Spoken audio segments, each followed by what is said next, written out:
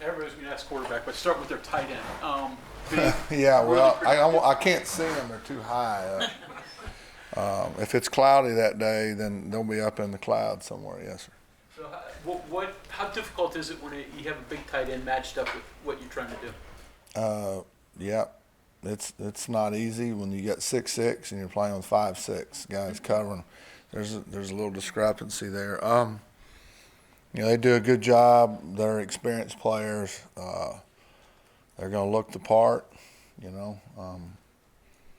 So I mean, it is what it is. We don't have enough defensive ends to go put over the top of them, so we're just going to play with guys we got, and hopefully we can hang in there and not get blocked too much, or they don't throw the ball up too high where we can't get to the ball.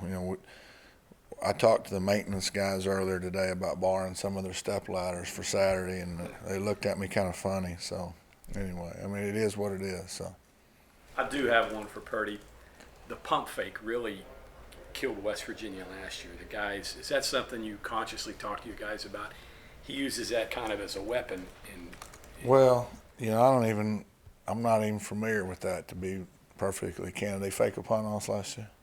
Pump fake. Oh, I'm sorry, pump fake. I thought you said punt. I was sitting there going, I missed that one. Well, yeah, he gets guys. I mean, there's an old saying, defensive lineman, you never go in there. And he's a very astute at, making sure that he gets guys out of position. And I was going to say Fran Tarkington-ish, but that would be way past a lot of people in here's head. So they'll be on Google trying to figure out who that is. He is quick like that, though, and he's very accurate on his passes. He can throw the ball the field flats, boundary flats. He can throw the ball anywhere on the field. He does a good job holding on to the ball at times until right when you think you got him, and he lets guys clear. The route concepts are typically such that takes a while to develop, although they do have hots. So when I say hots, they'll have, if you got a blitz coming, that they've got a route that they can get the ball out. They're throwing the ball all over the place. Really, a formation team, you're going to get every formation. We're having to make names up for some of their formations that they're using because there's nothing in our database that matches them. So we're going to have to do a great job of IDing their formations so that we don't get outflanked. The first thing you got to do is stop the run. They run the ball well enough to where if you just let them do it, they'll get it. Baylor did probably as good a job as anybody. What goes a little bit lost in that game is it was 130-something degrees on the turf that day, and the Iowa State guys were in the sun and the Baylor guys were over in the shade, so it was under 100 on their side. So that kind of gets lost in that little scenario. Yeah. So anyway, the Baylor is pretty fast on defense, linebacker wise, but they did a good job defending them. We don't run a lot of the stuff they do, so we can't assimilate to that. So. Did film reveal anything better about Tyke? I know you were really up on him after the game. No, I thought he did a good job. There was 2 plays. The play coming out was disconcerting. That was a great job by Texas. Tyke had never seen a flood route and at that situation, and he knew in the meeting room, yeah, that's me. But I mean, that kid did a great job, and it shows. We need to make sure everybody handles things differently, and we need to make sure that we handle success the same way I'm trying to handle the failure. I'm trying to get over it, and he needs to not think that he's ready for the NFL yet. So we all have to handle the scenarios the best we can. I'm trying to not lose my mind with the disappointment that what we could have, if we just finished the other day, and Tyke needs to keep pressing to get better. So we all have our crosses to bear. And I brought up that analogy with me and him. He needs to, and I think he will, I think he's that type of kid that really wants to be great. So hopefully he'll keep learning and being more productive in the future. Neil highlighted that goal line play. I think it was a zero blitz, maybe. Yep. Do we? You want me to tell you? I can tell you the name of it now. Well, it's what teams will do. A lot of teams, they get in what they call the alumni zone.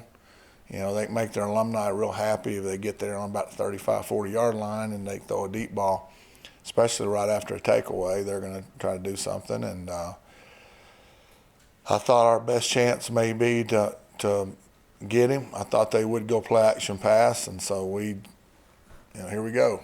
And somebody's band's going to play, and I was hoping it'd be ours. Tyke made a great play. The ball was thrown perfect, and Tyke was just a little bit better than their guy in that play.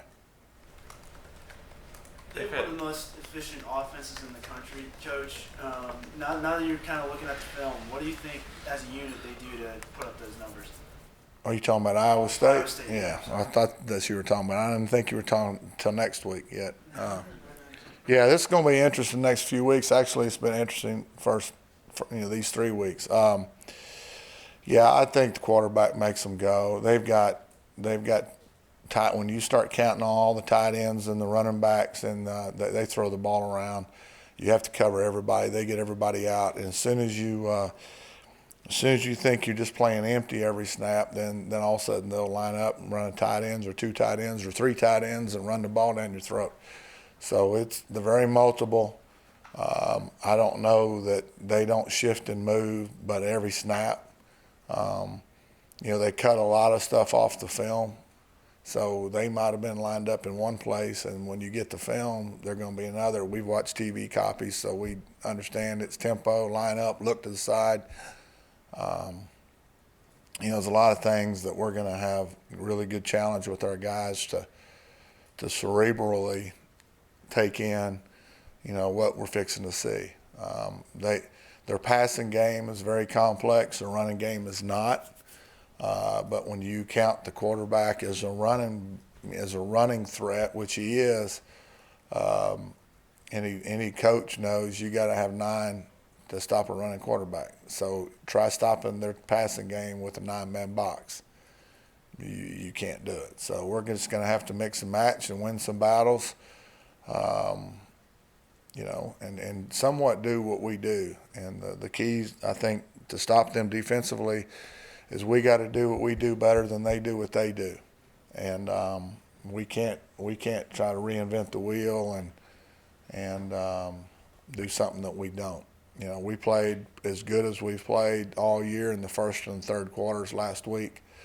I think if our guys haven't learned what I've been trying to tell them all along, that we can be as good as we want to be, then they still haven't been paying attention. Now the key is going to be we can't go to the other side of it as we got in the second quarter and then the fourth quarter and start not being in the right gaps, not having the right eye discipline, not being in the right leverage like we did, which created 42 points. So we can't be this and that. We've got to be more consistently this. So that's what we're going to work towards this week.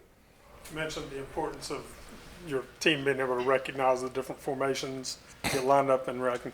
How much can you and the other assistants, Coach Pogue and Coach Leslie on the sidelines, signal and help, or is that something that they've got to be able to do on their own? They know. I think our guys will know. Hopefully that's why you practice. I've seen very few people that could actually look on the sideline. Venables is one, and then when Todd Graham was at Arizona State, I think he did it. They would look out on the field and see what they're in and then signal it. I can promise you, if I haven't got the signal in and they're lined up, our guys are going to be having coronaries out there. So we have to get the signals into them.